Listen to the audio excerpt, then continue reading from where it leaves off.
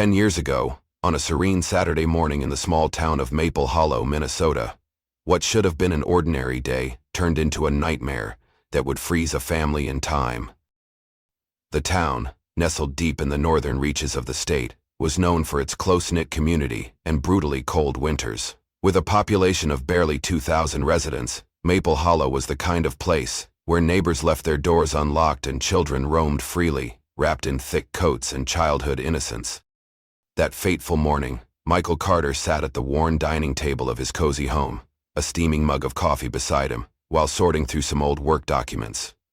His wife Laura moved through the house with practiced ease, humming softly as she tackled her Saturday morning cleaning ritual. The scent of fresh laundry detergent mingled with the faint aroma of the coffee, wrapping their home in a cocoon of familiar comfort.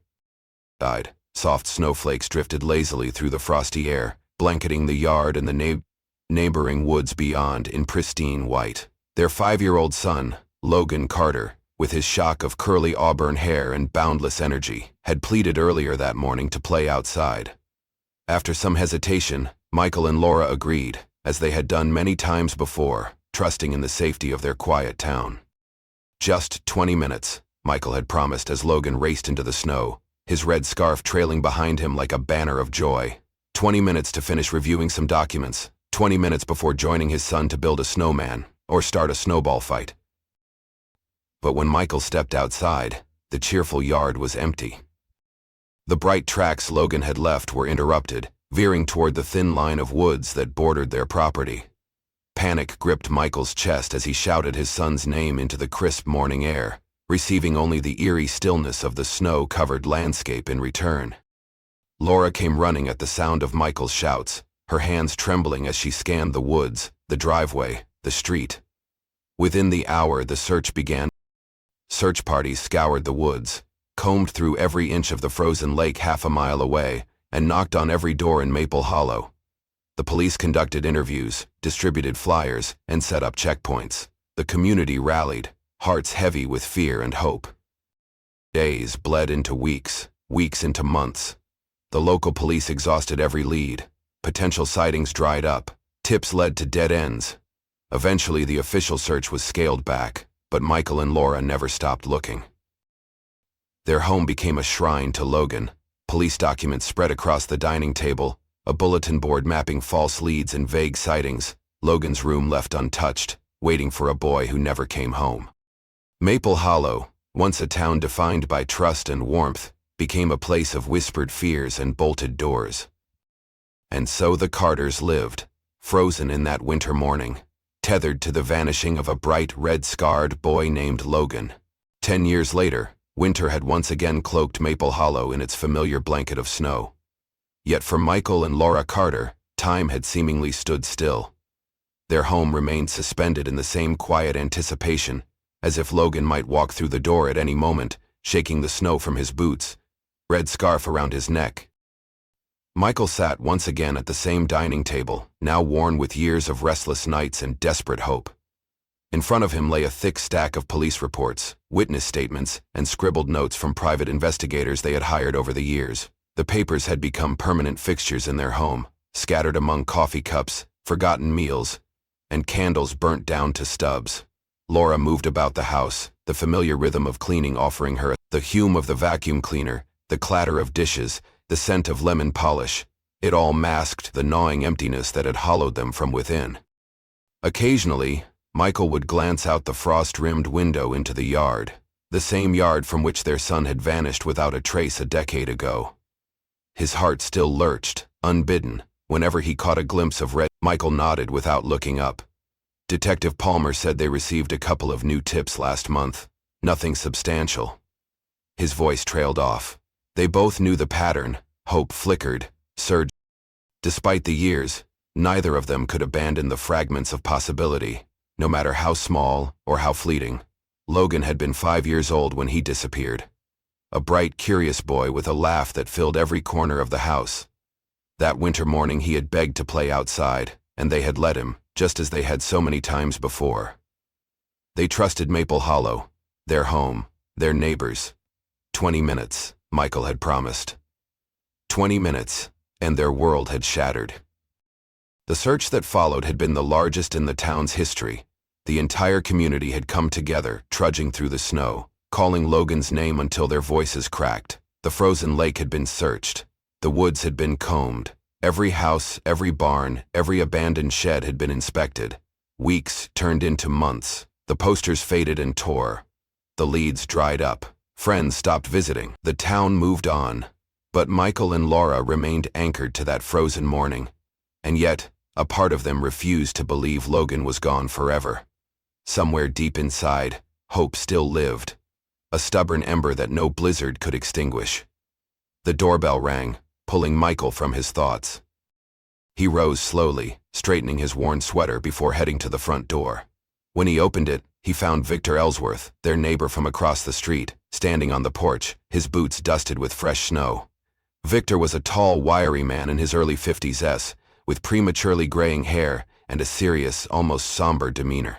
He had lived in Maple Hollow for over 2 decades, but had become increasingly reclusive after the tragic deaths of his own wife and son during a house robbery years ago. "Morning, Michael," Victor said, shifting awkwardly. "Sorry to bother you, but the snowstorm last night took down part of your fence again, blew over onto my property." Michael's heart sank slightly. That old fence had been deteriorating for years, a task always pushed aside for more pressing matters. "I'm really sorry about that, Victor. I'll need to get a welder, though. Mine's been broken for months." Victor waved a hand dismissively. "Don't worry about it. I patched it up for now. Just thought you should know." Michael blinked in surprise, feeling a twinge of guilt. "You didn't have to do that. Thank you." "No problem," Victor replied with a slight shrug. "I had the tools out anyway, working on something in the back." Michael hesitated. "I heard some noise earlier. Sounded like construction?" Victor nodded but didn't elaborate. "Just some repairs. Nothing fancy." "Well, thanks again," Michael said, stepping back as the cold air swirled between them. "Let me know if there's anything I can do to return the favor." Victor simply nodded again and turned to leave, his boots crunching against the snow. Michael closed the door and leaned against it for a moment, a familiar unease prickling the back of his neck. Something about Victor's mannerisms, his avoidance of specifics, nagged at him. But he pushed the thought aside. In the kitchen, Laura was just returning from the backyard, her cheeks flushed pink from the cold. "Was that Victor?" she asked, unwrapping the scarf from around her neck. "Yeah," Michael replied. "Said the storm knocked over part of the fence. He fixed it himself." Laura smiled faintly, a rare flicker of lightness in her expression. "That's kind of him. Maybe we should invite him to dinner as a thank you." Michael hesitated, his mind still on the reports and the tips and the endless what-ifs. "I don't know, Laura. I really wanted to go through these new documents tonight." Her smile faded slightly, replaced by a look of gentle insistence. "Michael, we've become so isolated. It might be good for us, and for him. Victor's been alone for so long. You know what it's like." Over the years, their world had shrunk to the size of their sorrow. Perhaps a small gesture, a simple meal, could offer a sliver of warmth in the endless winter they had been trapped in. "All right," he said finally. "I'll go over and invite him for dinner tonight." Laura's grateful smile made the decision worth it. And somewhere, deep beneath the layers of grief and frost, Michael dared to hope that maybe, just maybe, things were beginning to change. Bundled in his winter jacket, Michael Carter stepped into the biting cold once again. The sky was a dull gray, and the occasional gust of wind stirred up tiny whirlwinds of snow across the street. Cradling a nervous hope in his chest, Michael made his way toward Victor Ellsworth's house, each step sinking slightly into the fresh powder blanketing the ground. Victor's home, though similar in structure to others in the neighborhood, bore the scars of time and isolation. The paint on the siding had begun to peel, and the snow on his driveway remained untouched. Michael noticed, not for the first time, how neglected the place seemed compared to its prime years ago, before Victor had withdrawn from the community. Reaching the porch, Michael knocked firmly on the door and waited, the sound of his gloved hand muffled slightly by the layers of ice-crusted wood. After a moment with no answer, he knocked again, louder this time. Just as he was about to give up, he heard the faint thud of movement from the backyard. Following the noise, Michael carefully rounded the side of the house, boots crunching heavily in the deeper snow. "Victor," he called, voice carrying over the cold stillness. "It's Michael from across the street." The backyard was even more unkempt than the front. A modest old dog kennel sat in one corner, its once bright paint faded and chipped. Beside it, a partially constructed, larger structure stood. Victor was crouched inside the small kennel, fumbling with something near the back. At the sound of Michael's voice, Victor froze momentarily before slowly backing out of the tight space. "Michael," he said, his voice breathless but controlled. "Sorry, I didn't hear you knocking." Michael offered a smile, brushing snow from his sleeves. "No problem. Looks like you're busy out here." Victor quickly positioned himself between Michael and the kennel, an unconscious protective stance that Michael noticed but didn't immediately question. "Yeah, just some repairs," Victor said, trying to stay ahead of the weather. Michael glanced at the old structure. "I'm surprised you're still keeping that doghouse around. Been a long time since you had a dog, hasn't it?" Victor's response was stiff, almost rehearsed. "It's with zero reminder of Rex. He was a good dog. I guess I just never got around to tearing it down." Michael nodded slowly, understanding in theory but sensing something deeper he couldn't quite place. "Well," he said, sinking gears, "Laura and I wanted to invite you over for dinner tonight, as a thank you for helping with the fence." Victor seemed caught off guard by the invitation. He looked down, brushing snow off his gloves before answering. "That's kind of you," he said after a pause. "I'd appreciate it." "Great," Michael said, feeling a flicker of relief. "Come by around 6. Laura's making a full meal, and I'll have the fireplace going." Victor nodded, though his expression remained guarded. 6 it is. Michael hesitated for a moment, debating whether to offer help with the new kennel construction. "If you want," he said, "I could help you finish that new doghouse this morning. I've got some tools you could use." Victor's reaction was immediate, a quick shake of the head. No, that's all right. It's personal work. Helps keep me busy." Michael sensed the finality in his neighbor's tone and didn't push further. "All right then," he said, offering a brief wave. "See you tonight?" Victor returned the wave, then turned back toward the old doghouse, disappearing from Michael's view as he knelt once again near the structure. As Michael made his way back across the street, he couldn't shake a peculiar feeling. It wasn't anything obvious. Victor had always been private, especially after his family tragedy, but there was something oddly secretive about the way he hovered near that kennel, the unfinished new construction standing stark and abandoned beside it.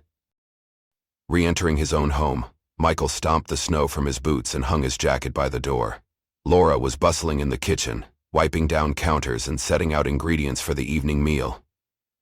"He said yes," Michael announced, and Laura's face lit up with a genuine smile. "That's wonderful," she said, then added, "He's building a new doghouse, said he's thinking about getting another dog." Laura looked up from her preparations, clearly surprised. "After all these years?" Michael shrugged. "Seems like it. Maybe he's trying to move forward. I offered to help, but he turned me down. Seemed pretty firm about it." "They heal in their own ways," Laura said thoughtfully. "Maybe getting a pet again is his way of reconnecting. Besides, you know what it's like, Michael. How hard it is to take the first step back into the world after losing so much." Michael nodded, though a lingering unease gnawed at the edges of his thoughts. Still, tonight they would share a meal with Victor, a small step back into the fragile web of community that grief had long since unraveled. And somewhere in the storm of snow and sorrow, Michael dared to hope that something good might come of it. Later that afternoon, after finalizing dinner preparations, Michael Carter decided to run a few errands before Victor came over. Laura had requested a few last-minute groceries for the evening meal. Though Michael would have preferred staying home, reviewing the newly arrived police documents, he agreed. The cold air stung his face as he shoveled a narrow path through the freshly fallen snow to the car. He let the engine idle to warm up, watching his breath form ghostly clouds. Just as he was about to pull out of the driveway, Victor crossed the street toward him. Michael rolled down his window, greeted by a puff of icy air. "Michael?" Victor called out, standing uneasily next to the car. "Sorry to bother you. I just remembered I have plans with some friends today. I'll have to cancel our trip to the breeder." Michael blinked, surprised. Victor had never mentioned having friends before. "No problem. Michael replied, masking his confusion. I'm just running out for groceries. See you tonight. Victor nodded and quickly retreated to his house, his boots crunching against the snow. Michael frowned slightly, unease prickling the back of his neck, but pushed the feeling aside, focusing on his errands. Navigating the slippery streets, Michael drove toward the local supermarket. The town had grown still, most residents tucked inside against the growing storm. The grocery store was nearly deserted. He worked through Laura's list methodically, tossing essentials into the cart while avoiding slick patches of water on the floor. As he loaded the groceries into the car, heavy gray clouds crowded the sky, and snow began falling harder. Pulling out of the parking lot, Michael caught a familiar sight, a blue sedan turning into Northwood's Kennels, the local dog breeder he had suggested earlier. It was Victor's car. Michael slowed slightly, his heart thudding. Victor had canceled their plans, claiming he had prior commitments with friends. Yet here he was, alone, pulling into the very place they were supposed to visit together. Michael briefly considered pulling in after him, but decided against it. Perhaps Victor wanted to choose a dog privately. Still, the inconsistency gnawed at him as he drove home, the snowfall thickening. Upon returning, Michael stomped the snow from his boots and carried the groceries inside, his mind spinning with unanswered questions about his neighbor's strange behavior. Laura greeted him warmly in the kitchen. "You're back quicker than I expected," she said, accepting the bags. Michael set the groceries down and hesitated before answering. "I saw Victor," he said slowly. "At Northwood's Kennels. Alone." Laura paused, processing the information. "Maybe he just didn't want to make a big deal of it," she offered. Michael shrugged, though the knot in his stomach tightened. As they unpacked, Michael glanced out the window and spotted Victor returning home. The trunk of his car was open, revealing a large metal kennel inside, and a restless German shepherd pacing within. "He got a dog," Michael said, watching intently. Laura joined him at the window, frowning. "That was fast," she remarked. "Too fast," Michael muttered. "Usually there's paperwork, interviews, it takes time." They watched as Victor struggled to haul the heavy kennel across his snow-colored yard. The dog barked and shifted, making the task even harder. "I'm going to go help him," Michael decided, grabbing his coat once again and stepping out into the swirling snow. He crossed the street quickly, calling out, "Need a hand with that?" as he approached Victor and the kennel. Victor's head snapped up, his face flashing an unreadable expression before smoothing into guarded politeness. No, I'm fine," Victor said sharply. "I'll see you tonight." Michael hesitated, surprised by the abrupt rejection, but finally nodded. "If you're sure." Victor turned his back and resumed struggling with the kennel, his gnawing unease deepening within. Laura glanced up as he entered. "He didn't want help," Michael explained, shrugging out of his jacket and setting it on the hook near the door. "People don't like accepting help," Laura said quietly, stirring the simmering pot on the stove. "Makes them feel vulnerable." Michael agreed with a non-committal grunt, though the seed of suspicion continued to grow. As the evening approached, the snow thickened outside and the town disappeared beneath a heavy, white silence. Inside, Laura finished preparing the meal, lighting candles on the dining table. At precisely 6 o'clock, the doorbell rang. Michael opened it to find Victor standing on the porch, a bottle of wine in one hand, his coat and hat dusted with snow. "Hope Red is okay," Victor said, handing over the bottle. "Perfect," Michael replied, stepping aside to let him in. Laura greeted him warmly, taking his coat and ushering him toward the cozy dining room. The conversation at dinner began lightly. They spoke of the worsening weather, local news, harmless tapples. Michael couldn't resist bringing up Victor's new dog. "So, you got a German shepherd?" he asked. Victor's fork paused briefly before he nodded. "Yeah, still adjusting." Michael smiled thinly. "That was a quick trip. Usually adoption paperwork takes some time." Victor shrugged, his voice casual. "I arranged it earlier," Victor said, avoiding direct eye contact. Michael nodded slowly, his mind replaying Victor's earlier indecision about which breed he even wanted. Laura, sensing the growing tension, gracefully steered the conversation elsewhere. She asked Victor about his woodworking, his memories of living in Maple Hollow before the tragedy of his family's death. For a time, the conversation flowed more easily. Victor spoke briefly of loss, loneliness, rebuilding his life. Laura, moved by the shared pain, gently mentioned Logan's disappearance. Victor stiffened, staring into his wine glass, his knuckles whitening. "I'm sorry," Victor said suddenly, pushing his chair back. "I just remembered. I left the dog outside. I should bring him in." Michael rose immediately. "Want help?" he offered. "No," Victor replied too quickly, almost panicked. "He's still adjusting. Better if I go alone." Laura gave a sympathetic smile. "Of course. Take your time." Victor nodded, nearly forgetting his coat in his haste to leave. The door swung closed behind him, and an uncomfortable silence settled over the dining room.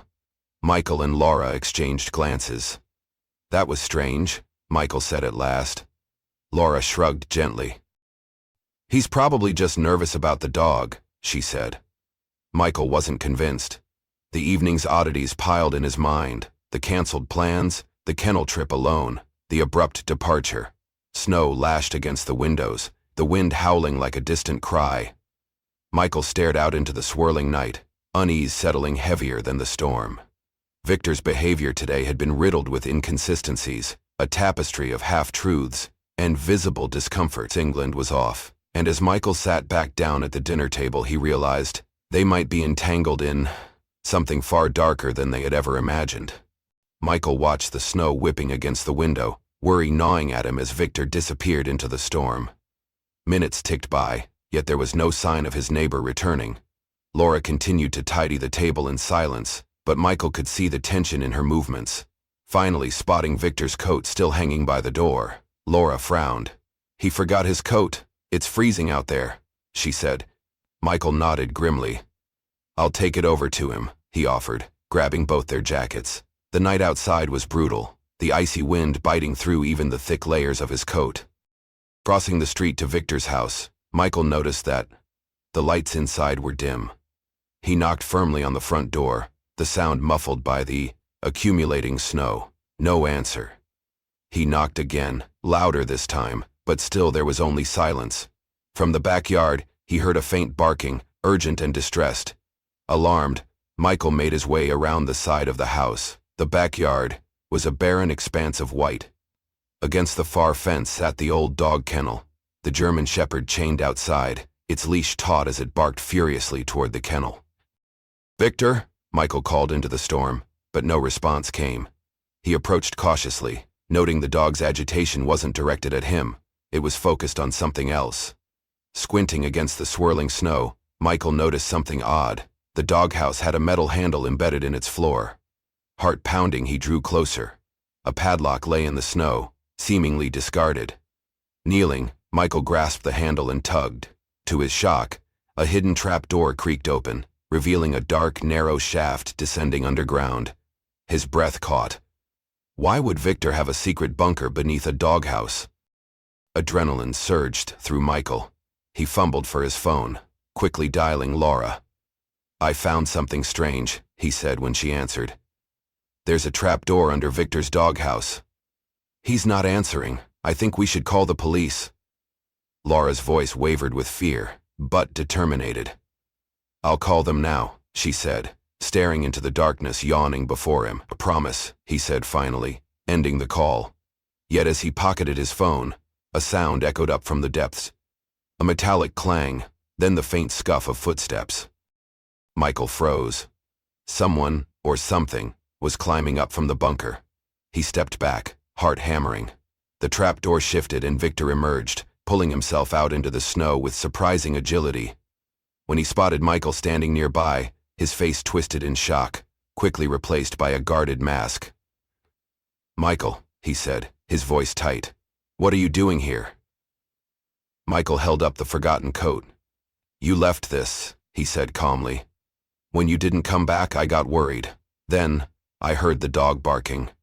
He trailed off, watching Victor's reaction closely. Victor took the coat slowly, tension in every movement. "You shouldn't be here," Victor said quietly, an edge of warning in his voice. Michael didn't back down. "What's down there, Victor?" he asked. For a long moment, Victor said nothing, his jaw working. Then, without warning, he lunged forward, shoving Michael backward toward the open trap door. Michael stumbled but caught himself. "Stay out of it," Victor snarled. His hands closed around Michael's jacket, shoving again. Michael twisted free, adrenaline giving him strength. "What are you hiding?" Michael demanded. Victor's response was a flash of steel. He drew a handgun from beneath his jacket, leveling it at Michael's chest. "Get in," Victor ordered, his voice deathly calm. Michael raised his hand slowly, trying to stall. "You don't have to do this," he said. "The police are on their way." Victor's eyes flickered with panic, but he pressed the gun forward. "Now," he growled. Michael weighed his options. With sudden desperation, he grabbed for Victor's wrist, twisting hard. The gun discharged into the snow with a death-annoyed bang. Michael wrenched the weapon free and kicked it toward the open trap door, watching it clatter down into the darkness below. Victor roared and charged, but Michael dodged aside, sending him sprawling across the icy ground. The wail of approaching sirens filled the night. Flashing red and blue lights reflected off the snow. Within moments, police officers swarmed the yard, weapons drawn. "Hands where we can see them," one officer barked. Victor, realizing the fight was lost, raised his hand slowly. Another officer moved to restrain him, snaggered back, his breathing ragged, the cut above his eye bleeding freely. Laura rushed across the street, calling his name. "I'm okay," Michael managed, clutching her hand tightly. One of the officers peered down the open trap door, shining a flashlight into the bunker below. "There's a ladder," the officer called up. "And someone's coming up." Silence fell. Everyone watched, breathless, as the figure emerged from the darkness. A boy, thin and pale, with unkempt auburn hair, climbed shakily into the storm. In his trembling hands he held the discarded gun, pointing it wildly at the crowd. Officers shouted commands to drop the weapon. The boy's wide, terrified eyes scanned the unfamiliar faces. "Dad?" he called out, his voice breaking. His gaze locked on Victor. "I'll protect you," he cried. "I won't let them take you." His hands shook violently, the barrel wavering dangerously between the officers. "Son, put the gun down," one officer said gently. "It's okay. You're safe now." The boy's lip quivered. "They said you were enemies," he sobbed. Michael's heart shattered. He stepped forward cautiously. "Logan," he said, voice thick with emotion, "you're safe. We're your parents." Logan's brow furrowed in confusion. Laura pulled out her phone, showing him a photo of a younger version of himself, beaming at the camera. "You were kidnapped," she said softly. "We never stopped looking for you." Tears streamed down Laura's face. Logan stared at the photo, recognition flickering across his face. His grip on the gun loosened. A nearby officer seized the opportunity, swiftly disarming him and pulling him into a protective hold. Logan didn't resist. He simply stared at Michael and Laura with wide, searching eyes. "There's no war," he whispered. "No, sweetheart," Laura assured him, voice trembling. "You've been safe all along." "We're here." Logan broke into sobs, the trauma of a stolen decade crashing down upon him. Paramedics wrapped him in a thermal blanket and led him to an awaiting ambulance. Michael and Laura followed closely, unwilling to let him out of their sight again. At the hospital, Logan Carter sat wrapped in a thick blanket, staring blankly at the stark white walls of the emergency room. Laura and Michael hovered nearby, giving him space but unable to tear their eyes away from him for more than a moment. Doctors and nurses moved in and out, conducting examinations, speaking in hushed tones. Detective Martinez arrived shortly afterward, her notepad ready. She spoke softly, crouching to meet Logan's wide, bewildered eyes. "Can you tell me your name?" she asked gently. Logan hesitated, glancing uncertainly at Michael and Laura before answering quietly, "Logan." Relief washed over Michael and Laura in a tidal wave, their knees nearly giving way. "And do you know how old you are?"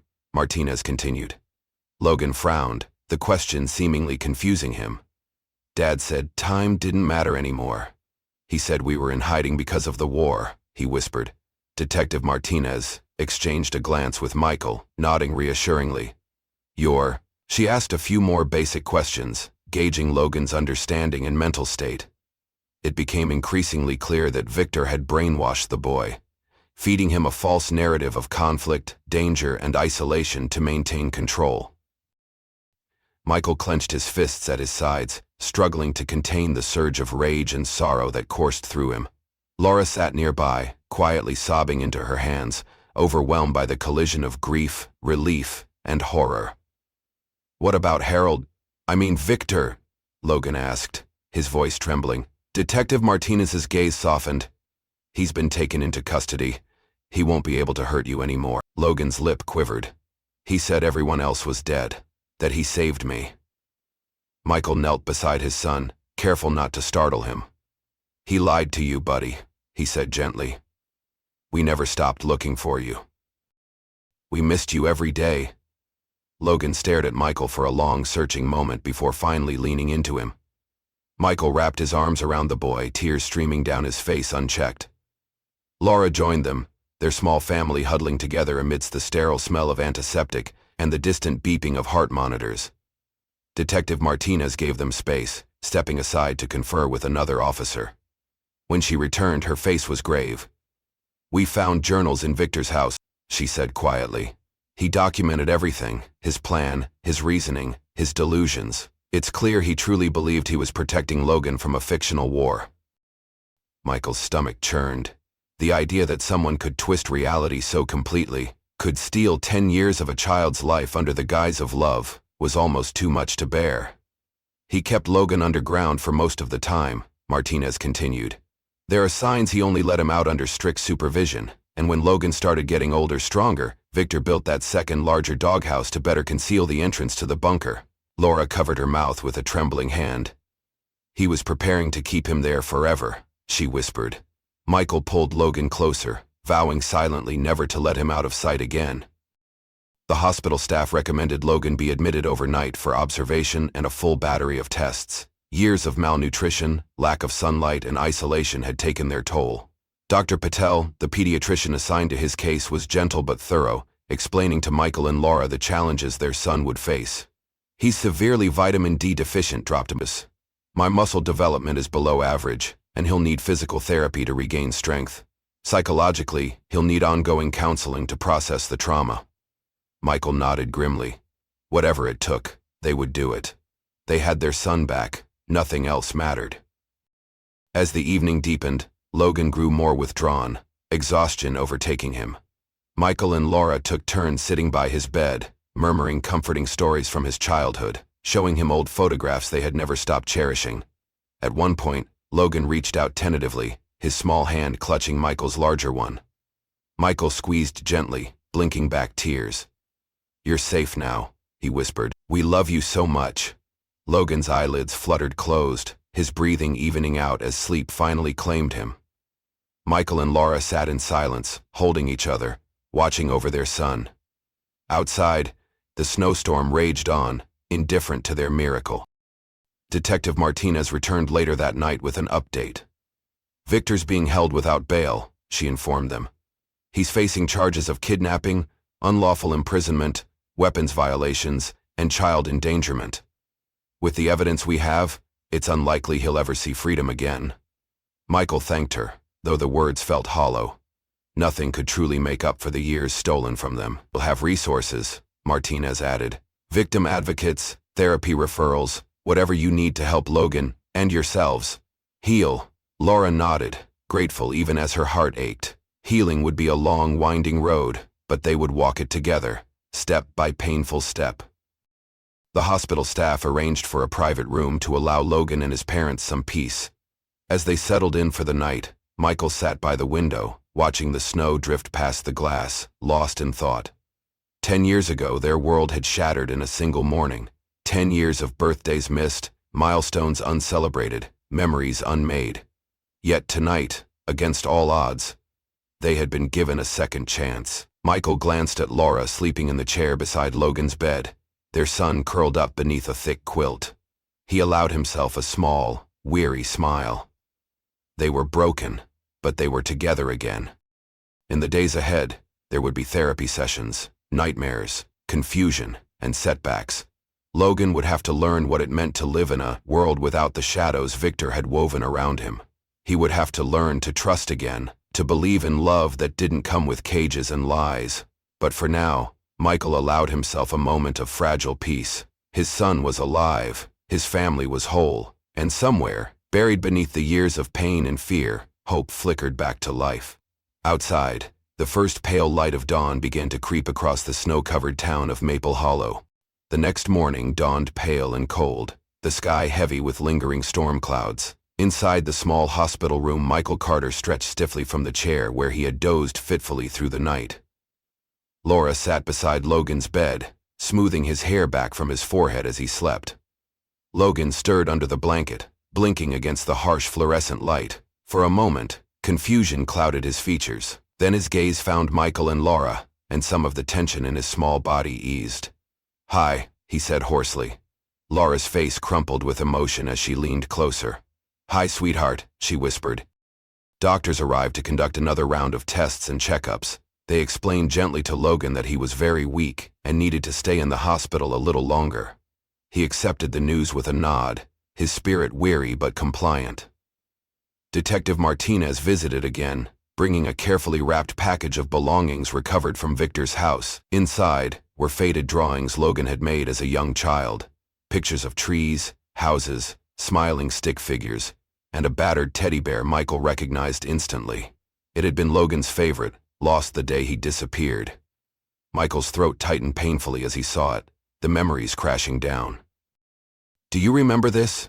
Laura asked softly, holding the teddy bear out to Logan. The boy hesitated, his fingers brushing over the worn fabric.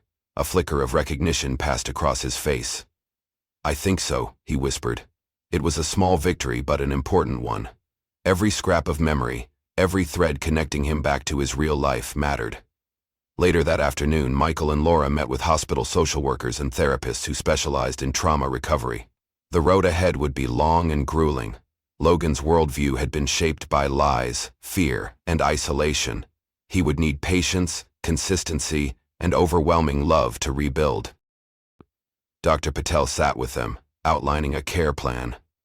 "The most important thing right now is stability," he said. "Logan needs to know he's safe, that his environment is predictable. He needs to rebuild trust in the world, and in you." Michael nodded solemnly. "We'll do whatever it takes," he promised. They discussed therapy options, schooling accommodations, nutritional rehabilitation.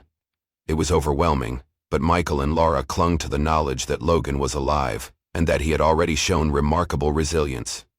"Children are adaptable," Dr. Patel said. "With the right support, he has every chance to thrive." Hope, fragile but real, rooted itself deeper. That evening, the hospital discharged Logan into their care, under strict medical supervision. Bundled in a heavy jacket and scarf, Logan looked so small standing between his parents at the hospital's sliding doors. The cold air bit at their faces as they stepped outside. Michael tightened his grip on Logan's hand. The drive home was silent except for the soft hum of the car's heater. Logan stared out the window, wide-eyed, taking in the ordinary sights of Maple Hollow as if seeing them for the first time. Stores, traffic lights, snowbanks piled high along the sidewalks. It was all new, overwhelming, and strangely fascinating. Michael pulled into their driveway, the tires crunching over packed snow. Their house stood waiting, lights glowing warmly against the gray afternoon. Laura squeezed Logan's hand reassuringly. "Welcome home," she said. Inside, the house was exactly as they had left it the night Logan disappeared. His room remained untouched, preserved like a shrine. Toys lined the shelves, books stacked neatly on the nightstand, a faded poster of Logan stood in the doorway, his eyes wide with wonder and confusion. Slowly he stepped inside, trailing his fingers over the familiar yet foreign objects surrounding him. Michael and Laura watched silently, giving him space. Logan paused at his bed, pulling back the covers to reveal the same super sheets he had slept on 10 years ago. He sat down gingerly, his gaze drifting around the room. "Is this really my room?" he asked in a small voice. "Yes," Laura said, blinking back tears. "We never changed it. We always believed you'd come back." Logan seemed to absorb that, nodding slowly. The rest of the evening passed in a haze of cautious reintroduction. Laura cooked a simple meal and they ate together at the kitchen table, conversation gentle and sparse. Michael dug out old photo albums, showing Logan pictures of birthday parties, trips to the lake, Christmas mornings. Some images sparked faint recognition, others brought only puzzled frowns. It was clear that many memories had faded or been overridden by Victor's fabricated reality. Yet Michael and Laura remained patient, cherishing every fleeting moment of connection. Before bed, Laura tucked Logan in, sitting beside him as he clutched his battered teddy bear. "Good night, sweetheart," she whispered, pressing a kiss to his forehead. Michael stood in the doorway, watching with shining eyes. "We love you so much," he said. Logan's eyelids fluttered closed, exhaustion overtaking him. Michael and Laura lingered outside his room, reluctant to leave him alone, even for a moment. They kept the hallway light on, a door ajar, listening to the steady rhythm of his breathing. That night, neither Michael nor Laura slept much. Every creak of the house, every gust of wind. Morning eventually arrived, pale sunlight filtering through the frost-rimmed windows. Logan padded into the kitchen, shy and tentative. Michael and Laura greeted him with smiles and open arms. The days that followed settled into a new rhythm. Therapy sessions twice a week, doctor visits to monitor his health, gentle walks around the block to rebuild muscle strength, homework assignments from a private tutor specializing in trauma-affected children. Through it all, Michael and Laura remained constant mitremen, patient and fiercely protective. Logan had nightmares, of course, nights where he screamed himself awake, disoriented and terrified, nights where he huddled in the corner, convinced enemies lurked just beyond the walls. But little by little, those nights became fewer. His smiles, tentative at first, grew stronger. His laughter, once alien to him, returned like the first blooms of spring. Neighbors in Maple Hollow, once a tight-knit community fractured by tragedy, rallied around the Carters. Home-cooked meals appeared on their porch, warm clothes, books, and toys were donated anonymously. People they barely knew reached out with letters of support and offers of help. It was as if the town itself yearned to heal alongside them. Michael and Laura accepted the kindness with humility, focusing all their energy on Logan. They celebrated small victories, a night without nightmares, a memory reclaimed, a spontaneous hug. Each milestone, no matter how small, was a triumph over the darkness that had stolen a decade of their lives. Through it all, Logan blossomed, slowly, painfully, but unmistakably. He began asking questions about the world beyond Maple Hollow. He expressed interest in sports, in music, in learning to ride a bicycle. He bonded with a rescue dog they adopted, a gentle golden retriever named Daisy who never left his side. And one evening as they sat together watching old home videos, Logan turned to Michael and Laura and said, "Thank you for finding me." Tears blurred their vision, but they smiled through them, overwhelmed with gratitude. They hadn't just found Logan, they had found themselves again too.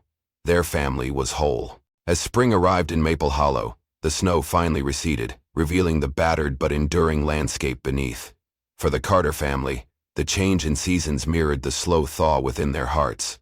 Logan Carter continued his journey of silent recovery, each day bringing small but precious milestones. Therapy sessions became routine, and Logan slowly began opening up to Dr. Benson, a soft-spoken psychologist specializing in childhood trauma. At first, Logan spoke in halting sentences, fragmented memories leaking through the cracks of Victor's false narrative. With time, however, he shared more. His daily routines in the bunker, the stories Victor had spun, his longing for sunlight. Michael and Laura sat in on many sessions, their hearts breaking anew with each revelation. Logan described how Victor had convinced him that the outside world was a war zone, that venturing beyond the confines of their hidden home meant certain death. He spoke of endless drills, survival exercises, and whispered warnings about invisible enemies. Laura cried openly during those sessions, while Michael gripped her hand tightly, his own emotions barely restrained. Yet through the pain, there was progress. Logan's understanding of reality slowly, painfully, began to realign with the truth. He learned that not every stranger was an enemy, not every open door a trap. Outside therapy, Michael and Laura focused on helping Logan rediscover joy. They encouraged him to explore simple pleasures. A trip to the park, baking cookies, reading comic books. Daisy, their golden retriever, remained his constant companion, sensing his moods with uncanny precision. On days when Logan felt overwhelmed, Daisy would simply sit beside him, offering silent comfort. Gradually, Logan began participating more in daily life. He helped Laura with gardening, planting bright flowers in the thawed soil. He accompanied Michael on errands around town, slowly getting used to crowds and new faces.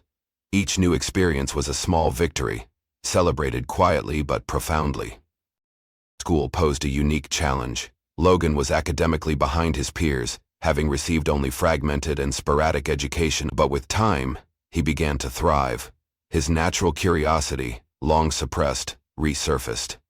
He devoured books about dinosaurs, outer space, and superheroes, eager to fill the gaps left by a stolen decade. Social interactions remained difficult. Logan was wary of other children, unsure how to initiate or maintain friendships. Michael and Laura arranged small, supervised playdates, inviting classmates with kind hearts and gentle manners. Progress was slow but steady. One afternoon, Logan asked if he could invite a friend over to play video games. Michael and Laura exchanged teary smiles behind his back, granting permission with eager enthusiasm. That evening, as laughter echoed through the house for the first time in years, it felt like a holy sound. A testament to resilience, to healing, to the stubborn endurance of hope. Meanwhile, legal proceedings against Victor Ellsworth moved forward. Detective Martinez kept Michael and Laura informed of each development. Victor's defense team attempted an insanity plea, citing his profound delusions about an imaginary war. But the overwhelming evidence of planning, preparation, and manipulation made it clear that Victor had known exactly what he was doing. The trial was scheduled for the fall, but Michael and Laura chose not to attend. Their focus remained entirely on Logan. "We lived in Victor's shadow long enough," Michael said firmly. "We won't let him steal another moment from us." Laura agreed, channeling her energy into rebuilding their family. The media circus surrounding Logan's recovery eventually faded, allowing the Carters a semblance of privacy. They declined interview requests, avoiding the spotlight. Within Maple Hollow, however, the community continued to rally around them. Neighbors offered quiet support, shoveling driveways in winter, delivering homemade casseroles, leaving anonymous gifts on their porch. The kindness was a balm against old wounds. Michael and Laura never forgot the outpouring of compassion that had surrounded them during those early, desperate days of Logan's disappearance. Now they clung even tighter to the gratitude that had grown from so much shared grief. One particularly warm evening, as the sun dipped low behind the trees, Logan and Michael sat together on the back porch, Daisy snoozing at their feet. Logan leaned against his father's side, content and quiet. "Dad," he asked after a long silence, "do you think I'll ever feel normal?" Michael swallowed hard before answering. "Normal is different for everyone, buddy," he said, "but I know one thing. You're brave and kind and strong. That's what matters." Logan nodded, seeming to consider this deeply. The cicadas sang their evening song, and the world spun on, battered but still beautiful. In the quiet days that followed, Logan continued to rebuild his identity. He discovered a love for art, spending hours sketching scenes from his imagination: fantastical cities, superheroes battling monsters, peaceful forests untouched by fear. Laura enrolled him in a weekend art class, where he met other children who had faced their own private battles. Slowly, friendships formed. Trust was stitched back together with careful, patient hands. Michael and Laura watched in awe as their son blossomed before their eyes. Logan's journey was not linear. There were setbacks, moments of fear, of doubt, of sadness so profound it threatened to drown him. But each time he fought his way back, stronger than before. Therapy sessions grew less fraught. Nightmares diminished. Laughter became a regular guest in their home. One afternoon, Logan asked if they could take a trip. To the mountains. Somewhere he could stand at the top and see forever. "I want to know the world's bigger than what he told me," he said simply. Michael and Laura exchanged a glance, their hearts swelling with pride. They made plans for a summer road trip, filling Logan's life with new memories, new dreams. They would show him a world of endless possibilities, a future unbounded by fear. The first time Logan stood atop a mountain ridge, wind tugging at his jacket, sunlight bathing the valley below, he turned to his parents with a radiant smile. "I'm free," he whispered. Tears filled Michael and Laura's eyes, but they smiled back fiercely. Yes, he was free. Free from the lies, free from the fear. Free to build a life of his own choosing. The scars would remain, etched deep, but they would not define him. In the quiet strength of their love, in the resilience of a boy who had survived the unimaginable, the Carter family found something Victor could never destroy: hope, reborn. By the time fall arrived in Maple Hollow, the trial of Victor Ellsworth dominated the quiet town's conversations. Though Michael and Laura Carter had vowed not to attend, they couldn't escape the occasional updates filtering through the grapevine. Victor was charged with kidnapping, false imprisonment, child endangerment, and multiple weapons violations. Prosecutors argued that his meticulous preparations, the stocked bunker, the manipulation, the deliberate concealment, proved he had been fully aware of his crimes. Victor's defense attorneys leaned heavily on his deteriorated mental state, painting him as a broken man driven by delusions born of personal tragedy. It was a battle of narratives, truth against madness. Despite themselves, Michael and Laura found their thoughts consumed by the trial. They wondered if Victor showed any remorse, if he still clung to his twisted version of reality. One chilly October morning, Detective Martinez called them. "I thought you should know," she said. "Victor's going to testify." "Testify?" she echoed. "Yes," Martinez confirmed. "It's rare, but he insisted. He wants to tell his side of the story." Michael and Laura exchanged a grim look. Part of them didn't want to hear another word from the man who had stolen their son's childhood. But another part, a deeper, rawer part, pocket for answers. What had driven Victor to take Logan? Had he ever felt guilt? Had he truly believed the lies he told? Against their better judgment, Michael and Laura decided to attend that day of the trial. They entered the courthouse hand in hand, their steps slow but steady. The courtroom was smaller than they expected, the walls paneled in dark wood, the air heavy with tension. Logan stayed home, shielded from the ugliness by the wisdom of his therapists. This confrontation belonged to Michael and Laura alone. Victor sat at the defendant's table, thinner than Michael remembered, his once meticulous appearance now disheveled. He wore a prison-issued suit, his wrists shackled loosely to his belt. When he was called to the stand, he rose with surprising dignity, his eyes sweeping the room, but never lingering on Michael or Laura. Under oath, Victor began recounting his version of events. He spoke of the night Logan disappeared, describing it not as a kidnapping but as a welcome mission. He claimed he had seen the world teetering on the brink of collapse and had sworn to save at least one innocent soul. Michael's hands clenched into fists as Victor spoke. The prosecutor challenged him fiercely, presenting journal entries, supply receipts, the detailed maps of escape routes found hidden in Victor's home. Each piece of evidence painted a chilling portrait of premeditation, not madness. Still, Victor remained calm, unwavering in his delusion. "I protected him," Victor said, hitting. Laura's stomach churned with nausea. She wanted to scream at him, to demand he look at her and see the agony he had wrought. But she remained silent, gripping Michael's hand so tightly her knuckles whitened. When the prosecutor asked if Victor regretted his actions, he paused for the first time. "I regret nothing," he said simply. "The war is real, you just can't see it." Gasps rippled through the courtroom. Even the jury members, who had maintained stoic expressions throughout the proceedings, shifted uncomfortably. The prosecutor rested her case shortly afterward. Victor's defense team tried to salvage what they could, but the damage was done. The truth was undeniable. Victor Ellsworth had stolen a child, locked him away, and constructed an elaborate fantasy to justify his crimes. Michael and Laura left the courthouse before the closing arguments began. They didn't need to hear any more. Victor's words echoed in their minds, a chilling reminder of how deep delusion could run. Outside, the autumn air was crisp, the trees ablaze with fiery reds and golds. Laura drew in a deep breath, savoring the simple freedom of standing under the open sky. "We did the right thing coming here," she said quietly. Michael nodded, pulling her into a tight embrace. "We faced him, and now we move forward." They stood there for a long moment, holding each other against the cool wind. When the verdict came a week later, they learned of it through a brief call from Detective Martinez. "Guilty on all counts," she reported. "Sentencing will follow, but he's not getting out, not ever." Michael thanked her, closing his eyes in relief. It wasn't triumph they felt, it was closure, the heavy door of the past finally swinging shut. That evening they told Logan in simple, careful words. He listened quietly, absorbing the news without reaction.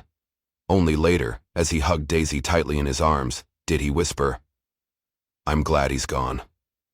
Michael and Laura exchanged a glance, their hearts aching. They knew healing was never linear. There would be good days and bad, moments of joy and moments of sorrow, but they also knew they had survived the worst. Together they had endured. Together they would rebuild. As winter approached, blanketing Maple Hollow once more in snow and silence, the Carter family faced the future with cautious hope. They decorated their home for Christmas, strung lights along the eaves, and placed a shining star atop the tree. Logan made a list for Santa for the first time in years. It wasn't a long list, but it was filled with dreams. Among the wishes scribbled in careful handwriting was one that made Laura cry softly into her hands. "I wish for more happy memories." And day by day, wish by wish, they made them, small moments stitched into the fabric of their lives, strong enough to hold against any darkness. Spring returned to Maple Hollow, bringing with it a sense of rebirth not just to the landscape, but to the Carter family as well. The snow melted into rushing streams, the trees unfurled new leaves, and birdsong once again filled Whitney. For Michael, Laura, and Logan it was a season of firsts: first camping trip, first bike ride, first family barbecue. Laura, sometimes fear still flickered in his eyes, especially when confronted with unfamiliar situations, but he fought through it bravely, bolstered by the unwavering support of his parents. One afternoon, Michael taught Logan how to fish at a nearby lake. The boy's laughter rang out across the water as he reeled in his first catch, a tiny sunfish wriggling on the line. Laura snapped a picture, capturing the pure, unfiltered joy on Logan's face. It was a sound and sight they thought they might never experience again, a miracle stitched from sorrow and persevering. That night, they sat around a crackling campfire, roasting marshmallows and telling stories beneath a sky littered with stars. Logan leaned against Michael's side, warm and content, listening intently as his father recounted tales from his own childhood adventures. Laura watched them with tears shining in her eyes, overwhelmed by gratitude. Their family was not the same as it had been before. How could it be? They carried invisible scars, memories that would never fully fade, but they were stronger for it, bound together by a love that had been tested in the fiercest of fires and had emerged unbroken. One evening, Logan asked if he could invite some classmates over for a birthday party. Michael and Laura exchanged a look of astonishment before agreeing. They decorated the backyard with colorful streamers, balloons, and a homemade banner that read, "Happy Birthday, Logan." Laughter filled the air as Logan and his friends played games, raced through obstacle courses, and devoured slices of chocolate cake. Michael caught Laura's eye across the lawn, and for a moment neither of them could speak, their hearts too full. They had made it. They had endured the unendurable, and here was their reward: a smiling boy surrounded by light and love. After the guests left and the sun dipped low behind the trees, Logan sat between his parents, clutching a new sketchbook filled with blank pages. "Can I draw whatever I want?" he asked, eyes shining with excitement. "Anything you want," Laura said, ruffling his hair. Logan opened the first page and began to draw. A wide, open field with mountains in the distance, a house nestled safely among the trees, a family standing together beneath a bright, smiling sun. Michael and Laura leaned in, watching silently as their son sketched out his vision of the world, a world no longer shadowed by fear. The past would always be a part of them, woven into the fabric of their lives, but it would not define them.